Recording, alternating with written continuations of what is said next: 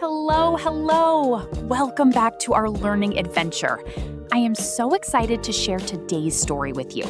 Let's learn, practice, and grow our English together. Let's go! Hello, and welcome back to English for Beginners. I am Tom. Today, we begin a brand new series, The Architecture of Connection. For a long time, we have looked inward. We looked at our history, and we looked at our resilience. But language was never meant to live in isolation. A word is a bridge, and a conversation is a journey across that bridge. Today, we are going to learn how to take that first step toward another human being, using simple, clear, and welcoming English. I open my heart to the world through my words. I recognize that every conversation is a chance to connect. I speak with a gentle and inviting tone. I use English to share my humanity with others. Imagine a house surrounded by a high stone wall. The gate is locked and no one can enter. Inside, there is warmth, light, and stories waiting to be told, but no one can hear them. Many learners build a wall like this around their English. They are afraid to open the gate because their grammar is imperfect or their accent is heavy. But think about this. When you meet someone who is trying to speak your native language with a heavy accent, do you judge them? No. You feel a warm smile. You want to help them. The world feels the exact same way toward you. When you open your gate, people step inside with joy. I let down my guard and welcome friendly interaction. I remember that people appreciate the effort to communicate. I smile with my voice when I greet someone new. I let go of the fear of being judged. I am ready to share my world with kindness. To build a connection, we must start with the architecture of a greeting. Not just hello, but words that invite safety. Welcome. Please share. It is wonderful to meet you. Tell me about. These phrases act like a warm light in a dark room. Practice saying them slowly. Feel the hospitality in your mouth. It is a pleasure to meet you. I am happy to talk with you. When you say these words with genuine care, your pronunciation matters much less than your intention. I practice saying, "It is a pleasure to meet you." I practice saying, "I am happy to listen to your story." I practice saying, "Please make yourself comfortable." I focus on making the other person feel safe and heard. I use my English to spread warmth and understanding. Sometimes we hesitate to speak because we think, I am bothering them. My English is too slow. That is the voice of isolation talking. A true communicator knows that people love to be understood, and they love to share their experiences. When you ask a simple question in English, you are not intruding. You are offering a gift of attention.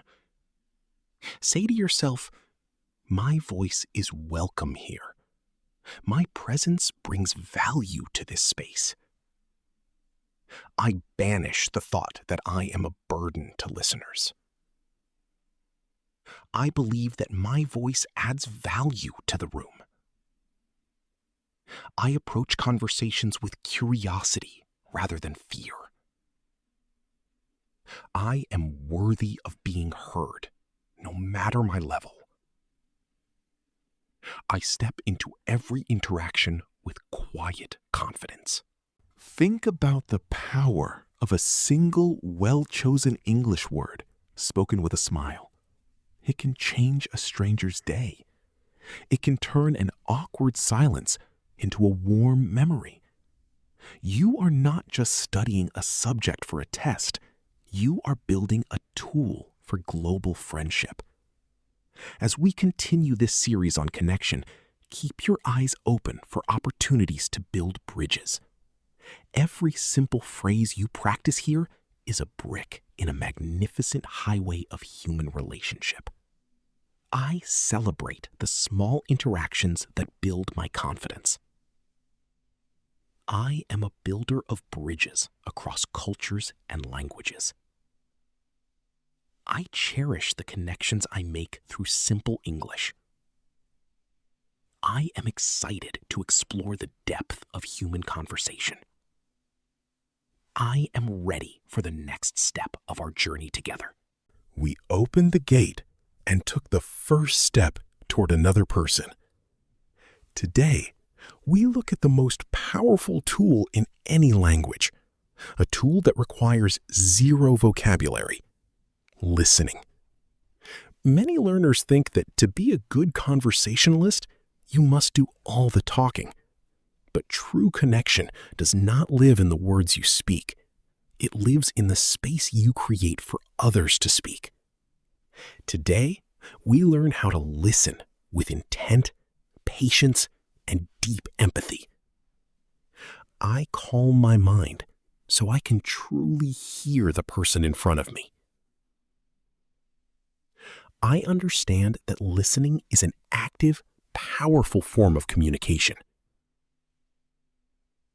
I give others the gift of my complete, undivided attention. I use silence to make the speaker feel comfortable and valued. Imagine sitting in a quiet room with the window wide open. You are not shouting into the street.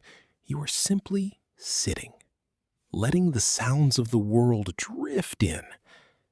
When you listen to someone speaking English, be that open window. You don't need to translate every single word in your head instantly. You don't need to plan your next brilliant response while they are still talking. Just let their words wash over you. Focus on the tone of their voice, the emotion in their eyes, and the heart behind what they are saying. When you listen like this, the pressure to perform disappears entirely. I let go of the pressure to translate every single word. I focus on the emotion and the feeling behind the speech.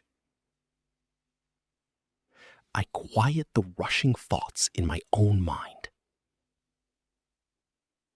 I find peace in simply being present with another person.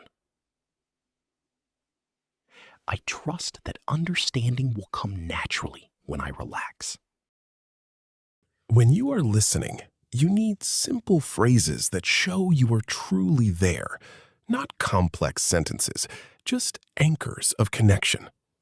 I see. Tell me more. I understand. That makes sense. Go on.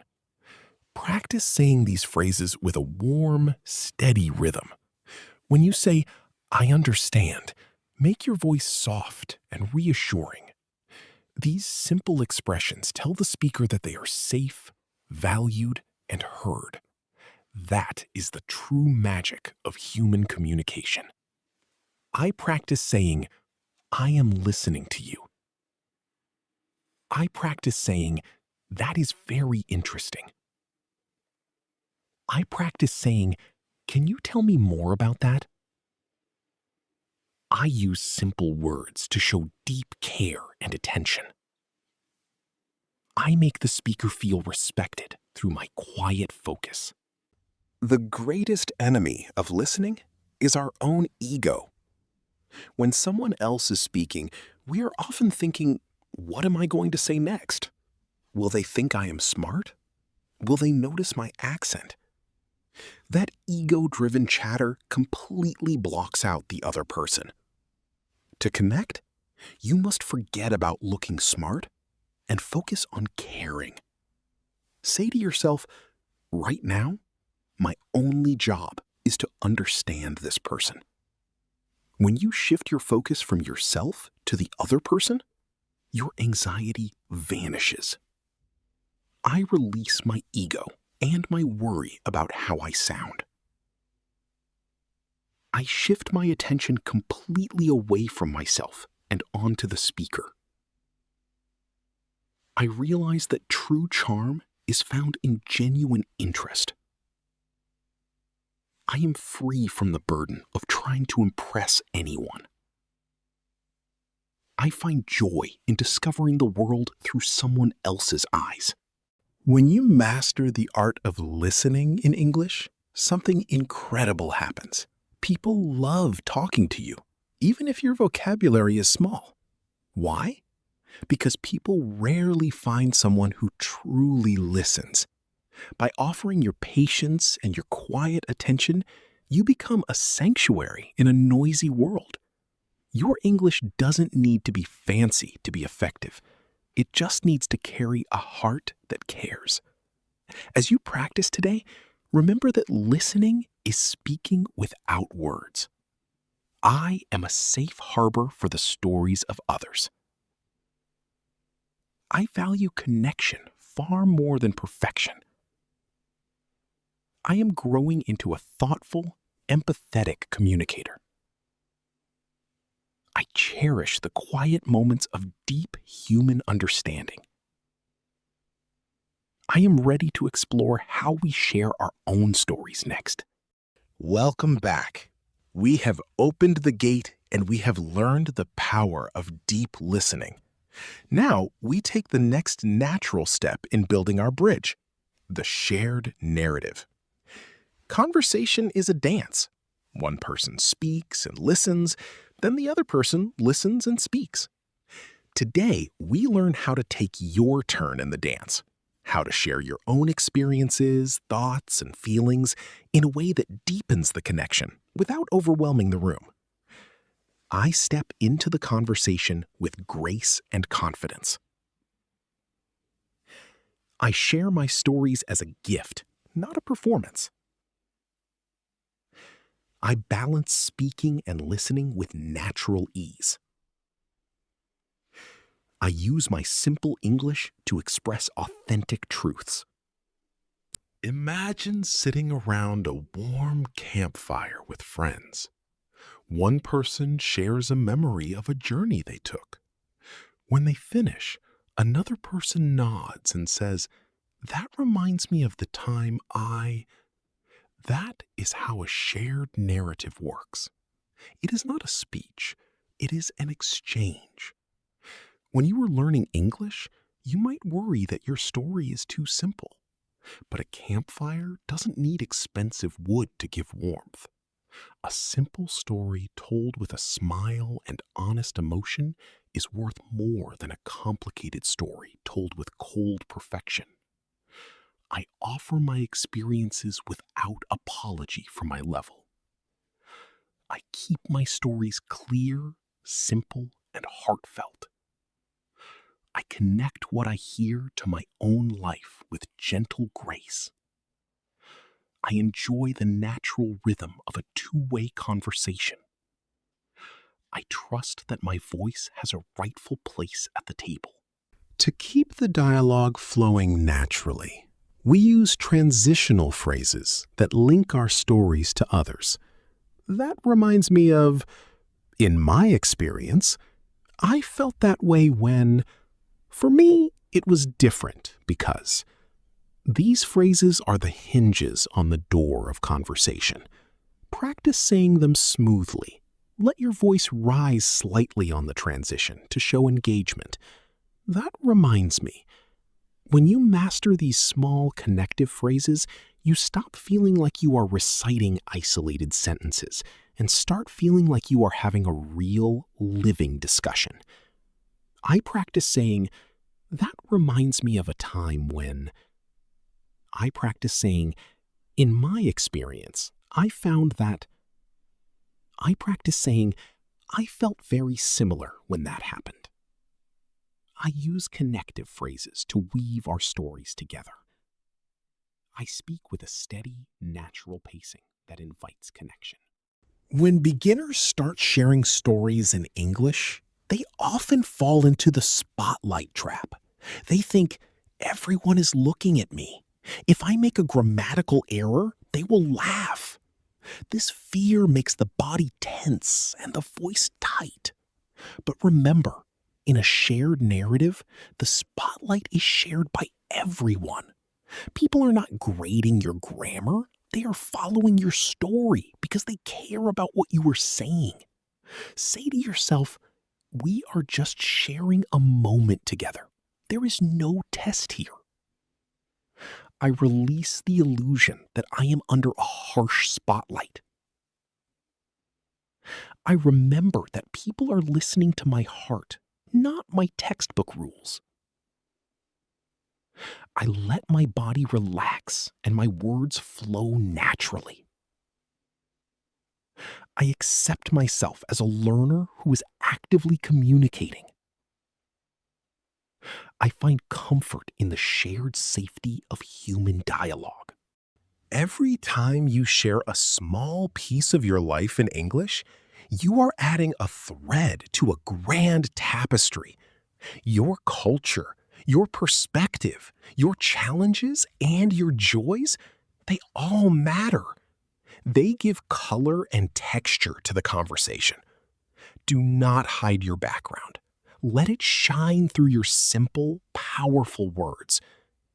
As we move toward the final part of this series, remember that your voice is a unique instrument. No one else can tell your story quite like you can. I honor my background and my unique perspective.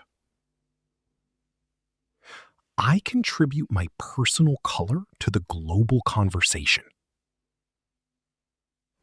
I am proud of the progress I have made in expressing myself. I embrace the beauty of cross-cultural communication. I am ready for the final integration of our connection series. We have opened the gate, learned the power of deep listening, and stepped into the dance of a shared narrative. Now, we stand upon the living bridge. Today is the day we realize that English is no longer an external subject we are trying to study. It is an internal space where we meet the world. You are not just speaking a second language.